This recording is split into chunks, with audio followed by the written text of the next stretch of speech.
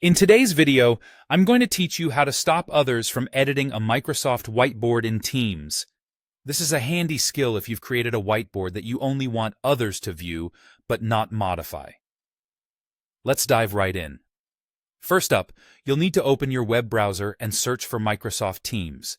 Once you've reached the Teams login page, enter your credentials and log into your account.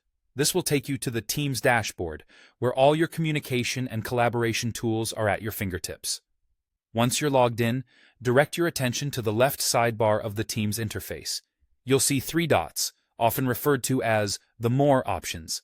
Click on these dots, which will reveal additional features and functionalities that you can utilize within Teams. Amidst these options, locate and select the Whiteboard button. This will navigate you to the Microsoft Whiteboard section, where all your past and present whiteboards are housed. Now, you need to find the specific whiteboard that you want to modify access to. Simply click on the whiteboard of your choice to open it. This is where all the collaborative magic happens, but we're about to tailor who gets to contribute to this magic further. Next, look for the Share button within the whiteboard's interface. Clicking on this will open up the sharing panel, which is crucial for controlling who has access to your board. Within this panel, you'll see a list of people who currently have access. This is where you can manage permissions effectively. For each person on this list whose editing capabilities you wish to change, click on the icon next to their name. This icon often resembles a pen, indicating their current ability to make changes to the board. Clicking on it will present a drop-down menu where you can alter their permissions. In the drop-down menu, change their permission setting from Can Edit to Can View.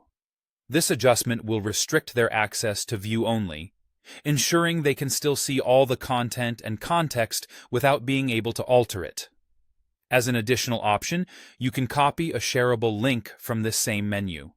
This link can be configured to either maintain edit permissions or to restrict it to view only, just like the individual settings you've adjusted.